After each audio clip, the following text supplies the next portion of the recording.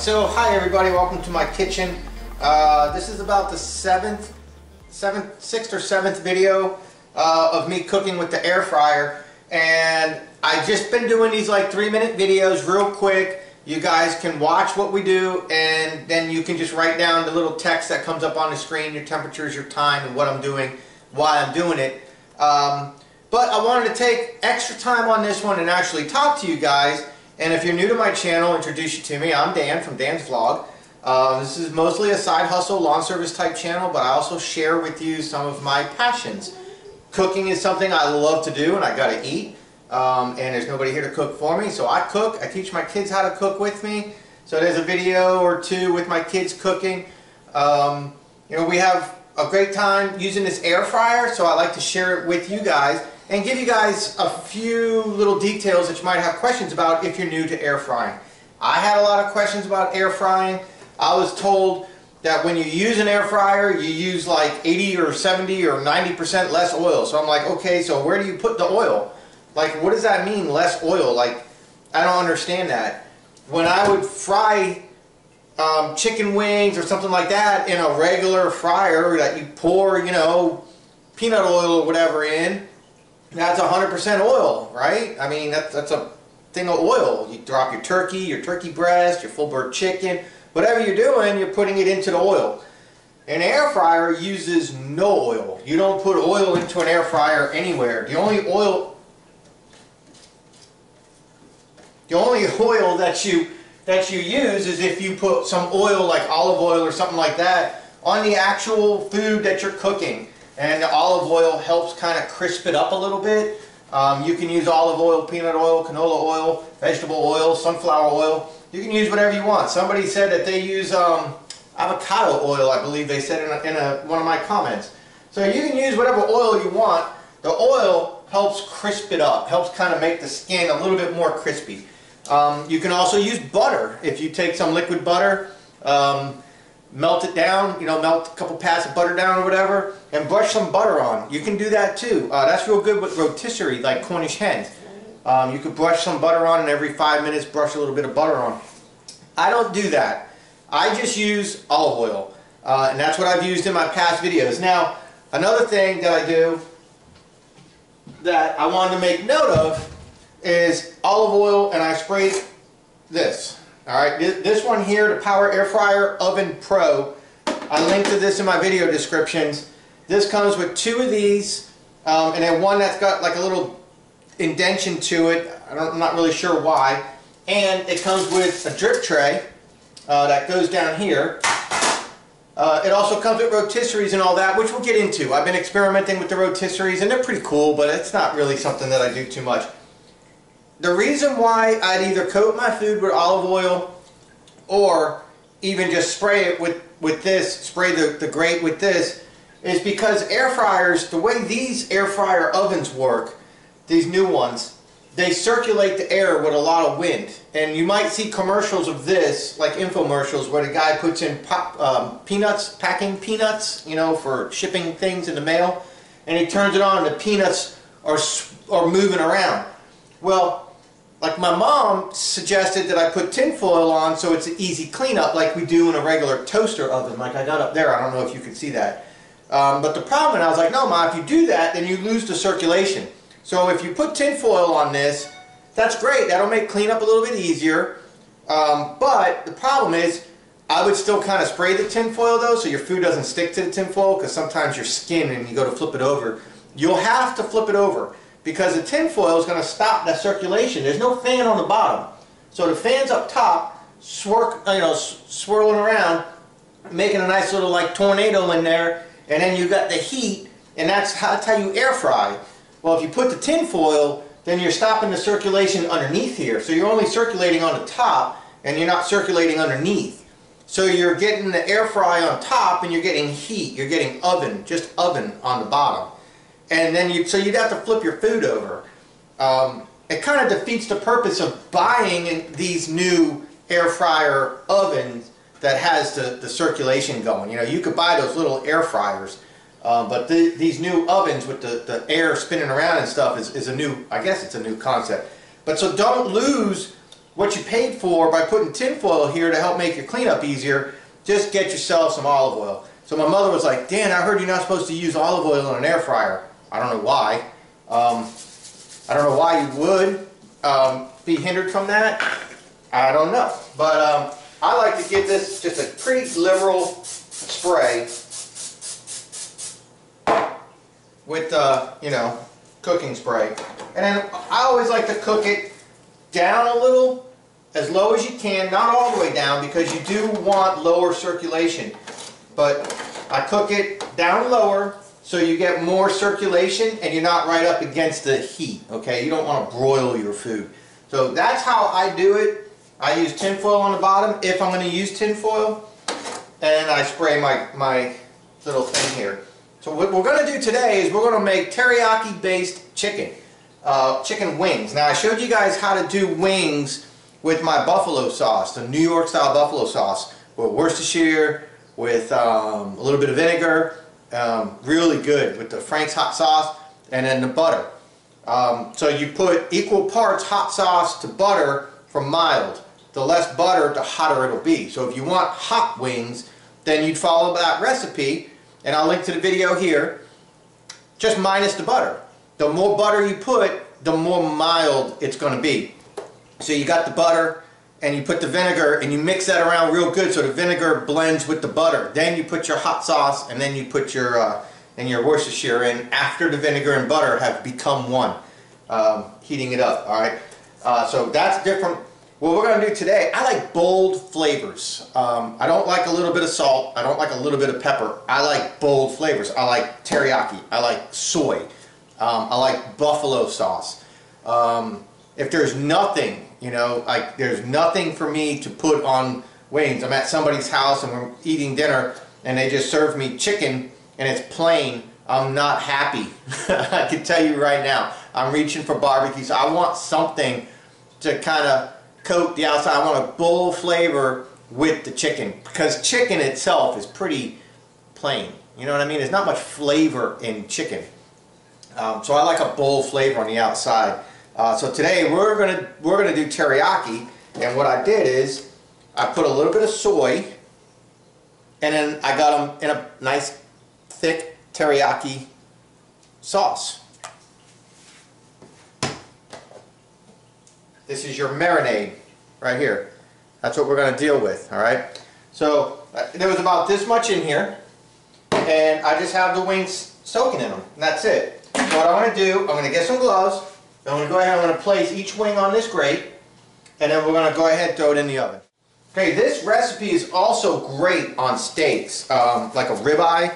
If you soak your ribeye in a Tupperware like that for at least 2 hours with a little bit of soy, and the soy helps kind of tenderize it with the salt and the teriyaki, and just soak it, you know, for a couple hours and cook it just like that. And that's what we're going to do here. All right, pull you guys in a little bit.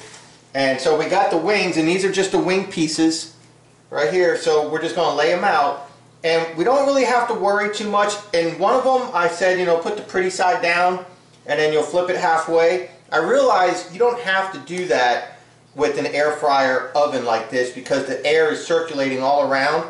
It gets all sides of the chicken really good. So you can get these, coat them up real nice. And as you see, I have the drip tray with the tin foil to act as my little shield right now so I don't make a mess in my house. Alright, room for one more. Room for one more. Look at that. Just made it. So we got 1, 2, 3, 4, 5, 6, 7, 8, 9, 10, 11. We got 12 little wingies right here. Little wing pieces. Throw a little extra on here, why not? And what's going to happen is this sauce is going to caramelize, and it's going to come out looking kind of burnt. It's going to be like, oh, it's burnt. It's not. It's caramelized, and it's blackened just like it would be off of a grill. Just like it came off a charcoal fire, and it really darkened up the sauce. So all we got to do now, very carefully, you see we used our drip tray. We don't want to put raw chicken all over the place. put that in here. Put that in here.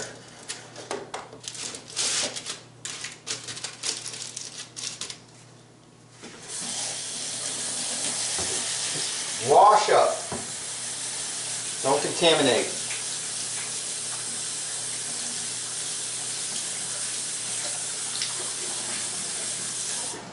I know you guys are like, Dan, I come here to watch lawn service stuff, side hustle work, how to make money cutting grass, pressure wash, tips on bleach. What's this cooking crap? Man, man's got to eat. And you guys like it. I get a lot of requests for my cooking. So that's what we're going to do right there. You see the chickens in there? Hey, this door comes right off. You see that? Easy cleanup. Alright, so close it, hit the power button. You got a fancy little light right here that helps you see inside. Alright, 370. We're going to go to 375 and we're going to cook this for 30 minutes and leave it alone. And that's it. Now this unit has all these different presets. Chicken, you can make cake, shrimp, fish, pork. This is rotisserie. This starts spinning your little gear in there for doing your rotisserie. You can hit that at any time. This is your temperature up and down, and this is your time up and down. When it's over, it'll beep. And then you'll notice when it goes from 1 minute left, it'll say off, and it'll continue to run for like 20 seconds or something like that. The fan continues to run to help draw cool air and to help cool the element down a little bit, so it doesn't go from really hot and then instantly start getting cold. It brings it down at its own pace. They call it cooling it off. So that's it. We'll be back in a little bit. We're going to plate this up. Alright, one more trick. You hear that little sizzling, that's my convections. What is it called? The stove that works when you put the metal on it and whatever. Whenever you're cooking meats like this, right, it's dripping. So if you're going to do vegetables, if you're going to do something like add something in, make sure that you keep the meat low and you put your vegetables on top, because you don't want the chicken stuff dripping onto your vegetables. You might put your vegetables in for 10 minutes and then pull them. And then, you know, you're good.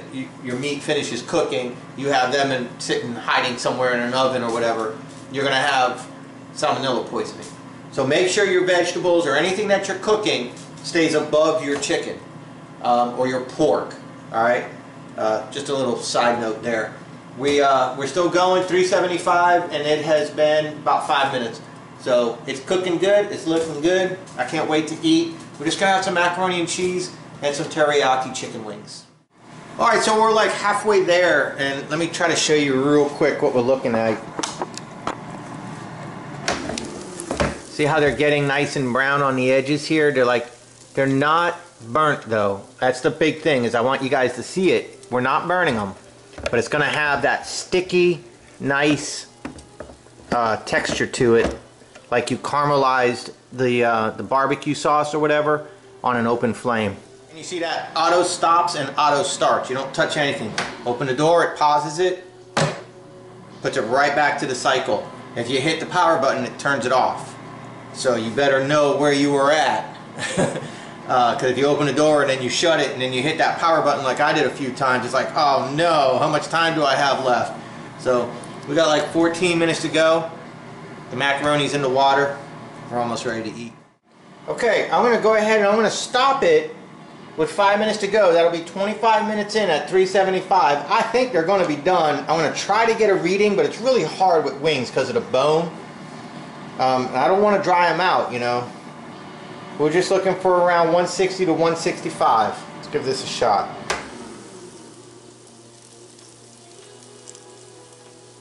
Trying to avoid the bone. From 50, 59, 66, 70. Yep, we're cooked. So we can kill this now and see, it's going to do that final runoff like I was saying.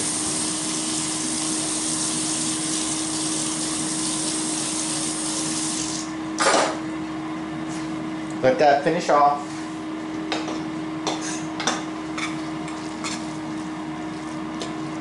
And we will plate it up.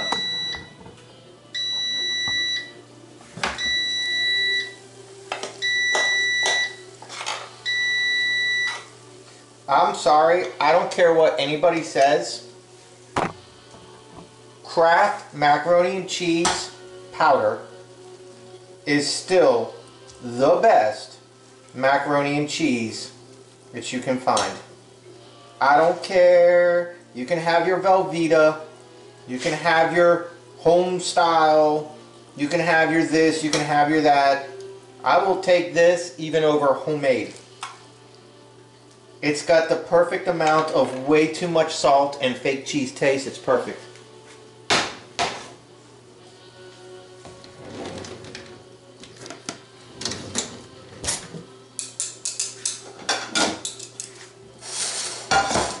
And now,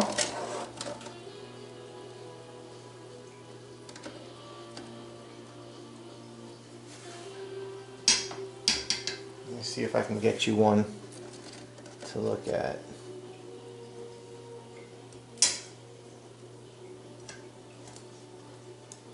So you see how it looks? It looks like it just came off the fire. It's not burnt. It's soft. It's soft to your fingernail. That's not burnt skin. That's not going to have the burnt taste. See how the skin's flexing? It caramelized the teriyaki. People, it tastes and feels as good as it looks. I wish you guys had taste-o-vision on your YouTube videos. I wish I could share this. I always believe in presentation. Even if I'm just cooking for myself, I think presentation is important. How's that look? Look pretty good? It tastes as good as it looks, people. That's absolutely phenomenal. So, alright, we got Fortnite playing in the background.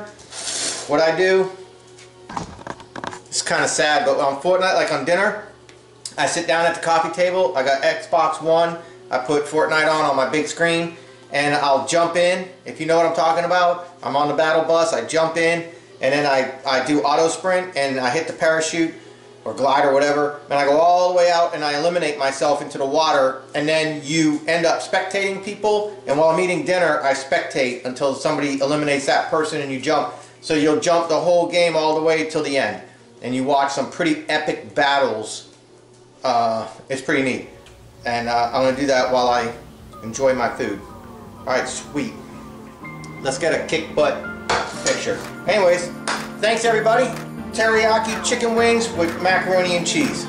I'll talk to you guys later.